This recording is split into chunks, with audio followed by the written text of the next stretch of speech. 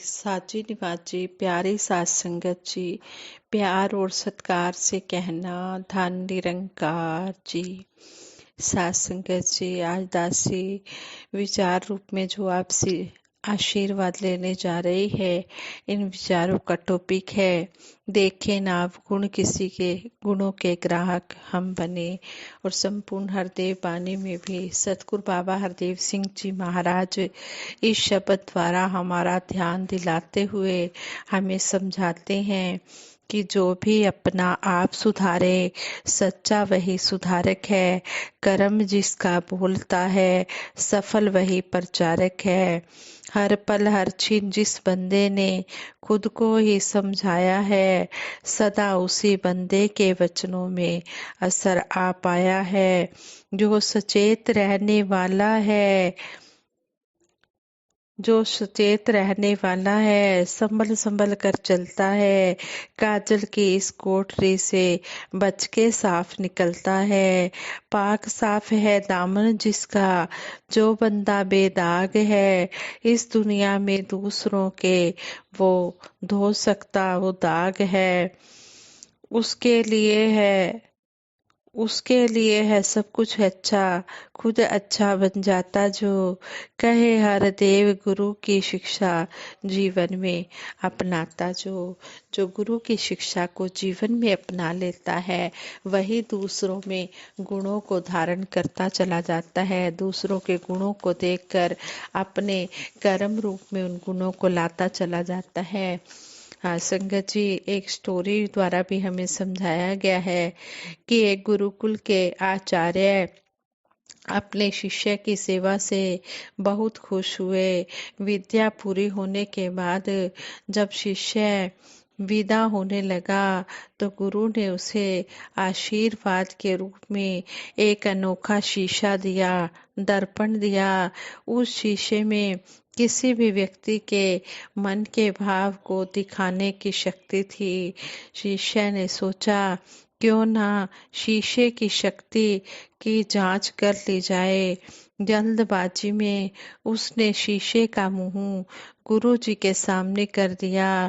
शीशा यह दिखा रहा था कि गुरु जी के दिल में मोह मोह अहंकार क्रोध आदि दुर्गुण स्पष्ट नजर आ रहे हैं। मेरे गुरु जी इतने अवगुणों से भरे हैं, यह सोचकर वह बहुत दुखी हुआ। भारी मन से वह शीशा लेकर गुरुकुल से रवाना हो गया। गुरुकुल से वह चला गया, निराशा के विचारों में डूबा। वह जब घर पहुंचा तो उसने अब उस शीशे से अपने माता पिता की भी परीक्षा ले ली। उसके दिल में भी कोई न कोई दुर्गुण दिखा। अब शिष्य के मन में बेचैनी बहुत ज्यादा बढ़ चुकी थी। उसने शीशा उठाया और फिर चल दिया गुरुकुल की ओर। अपने गुरुजी के पास पहुंचा और गुरुजी के सामने खड़ा हो गया। शिष्य ने कहा, गुरुजी, मैंने शीशे की मदद से देखा कि सबके दिलों में कई तरह के अवगुण हैं। इससे मेरा मन बहुत ही बेचैन है, बहुत ही परेशान है, बहुत ही दुखी है। तब गुरुजी ने शीशे को शिष्य की ओर कर दिया। शिष्य हैरान रह गया। उसके मन के हर एक कोने में राग, द्वेष, अहंकार, क्रोध जैसे दुर्गुण भरे पड़े थे। गुरुजी बोले, बेटा, यह दर्पण मैंने तुम्हें अपने दुर्गुण देखकर जीवन में सुधार लाने के लिए दिया था, ना कि दूसरों के दुर्गुण खोजने के लिए दिया था। जितना समय तुमने दूसरों के दुर्गुण देखने में लगाया, उतना समय यदि तुमने स्वयं को सुधारने में लगाया होता तो अब तक तुम्हारा व्यक्तित्व बदल चुका होता। शिष्य को अपनी गलती का एहसास हुआ और उसने प्रतिज्ञा की कि वह कभी भी दूसरों के अवगुण नहीं देखेगा, दूसरों से गुण ही ग्रहण करेगा और अपने अंदर के दुर्गुणों को दूर करेगा। सतगुरु माता सुदीक्षा जी महाराज भी हमें एक एग्जाम्पल द्वारा भी समझाते हैं अपने विचारों में, कि एक उदाहरण देकर समझाते हैं कि एक बगीचे में दो दोस्त जाते हैं और वहां से जब वापस आते हैं तो उनका जो तीसरा दोस्त है वो उनको बाद में मिलता है और कहता है कि यहाँ आने में मैं लेट हो गया हूँ। इस दौरान तुम लोग गार्डन देख कर आए हो, उसमें तुम दोनों ने क्या अनुभव किया बताओ। तो एक दोस्त कहता है कि मैं जैसे ही गार्डन में गया तो वहाँ इतने फूल थे, इतनी अच्छी खुशबू थी, इतने अच्छे रंग थे कि बस दिल को बहुत खुशी मिली। वहीं दूसरा दोस्त कहता है कि उस बगीचे में जैसे ही एंटर किया तो मैंने देखा कि अगर एक टहनी है तो उस पर एक फूल है और कांटे 10 हैं। जब मैंने गिनती की तो फूलों की जो संख्या थी उससे ज्यादा संख्या तो कांटों की थी। मेरा तो यही अनुभव रहा कि गार्डन में वहाँ फूलों से ज्यादा कांटे थे। तो यही एक हमारे मन की अवस्था हो जाती है जब एक ही चीज के बारे में दो अलग अलग इंसानों का यह नजरिया इतना अलग अलग है। तो वही बात जो कही जाती है कि जैसी दृष्टि वैसी सृष्टि। हम अगर किसी में कुछ पॉजिटिव देखेंगे तो हमें पॉजिटिव ही दिखेगा, यानी कि अच्छा देखेंगे तो हमें अच्छा ही नजर आएगा। और अगर हमारा मन सिर्फ सबकी बुराइयां करने में ही लगा है तो हमें वही मिलेगा भी और नजर भी वही आएगा।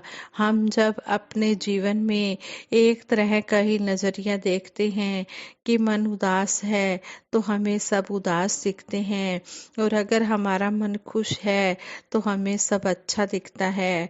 तो रोज रोज अपने दिमाग में उतार चढ़ाव के या दिल की उदासी को दूर करने के लिए जैसे एक सहज अवस्था होती है। जैसे कि हमें पता है कि अगर कोई ढलान है तो ऊपर से कुछ भी फेंकेंगे तो वो गुरुत्वाकर्षण शक्ति के कारण नीचे की ओर ही आएगा। जैसे कि अगर कोई झरना है तो वो नीचे की ओर आकर नदी का रूप बन गया और फिर नदी सहज में ही सागर से जुड़ जाती है। वो फिर बिना प्रयास वाली एक सहज चीज हो जाती है।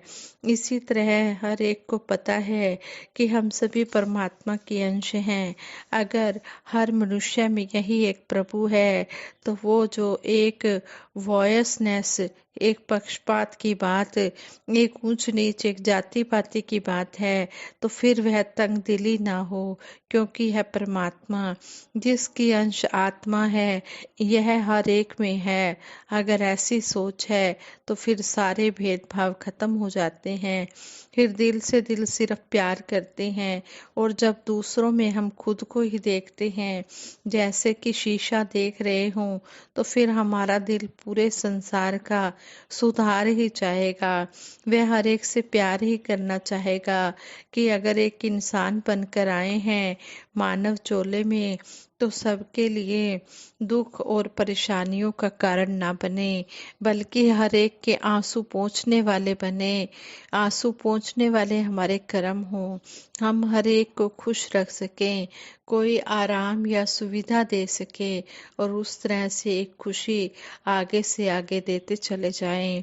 मानव जीवन का एक जो टारगेट है, लक्ष्य रहा है कि बाकी अगर हम देखें तो सभी योनियां जितनी भी दुनिया में हैं उन सब में खाना सोना उठना बैठना सब एक जैसा है।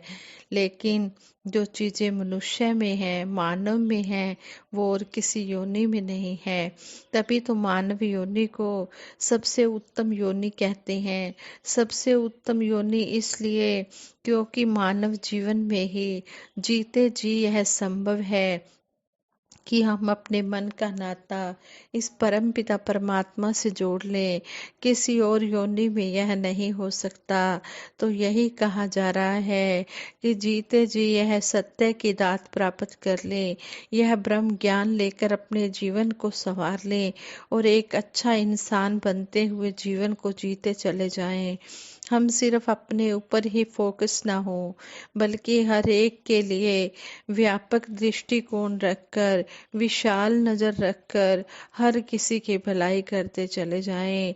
अपने मन को विशाल बनाएं, लेकिन यह मन विशाल तभी बनेगा जब इस विशाल प्रभु की पहचान हो जाएगी।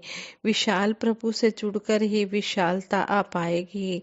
संसार को अगर हम सुधारना चाहते हैं तो खुद से इस सुधार की शुरुआत करके इसे फैलाना होगा, जन जन तक इसको पहुंचाना होगा। फिर सभी को इसका एहसास होगा और हर कोई सुधरता चला जाएगा। हमें अपना नजरिया, अपनी नजर इस तरह नहीं रखनी कि अगर दूसरा इंसान कुछ गलत कर रहा है तो हम भी वैसा करने करने की आजादी ले लें।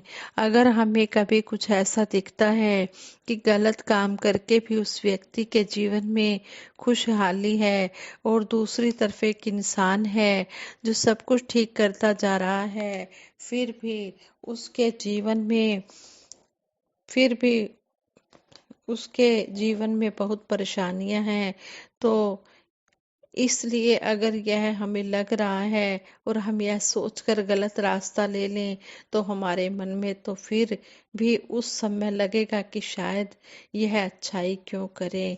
पर बाद में जब कुछ समय बीतता है तो खुद ही यह पता लगता है कि अगर हम जानबूझकर कोई गलती करते हैं, किसी को चोट पहुंचाते हैं, तो थोड़े समय बाद हमारा मन ही परेशान होने लगता है, हमारा मन अपराध बोध में आ जाता है और फिर हम अपने आप में खुश नहीं रह पाते।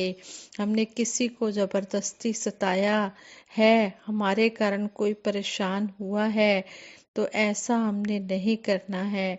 हमें परमात्मा ने बुद्धि विवेक दिया है, इसलिए हम हर एक का आदर सत्कार करें और हर एक को हम सहायता देने वाले ही बने, हर एक की मदद करने वाले ही बने, हर एक के दुख सुख में काम आने वाले ही बने।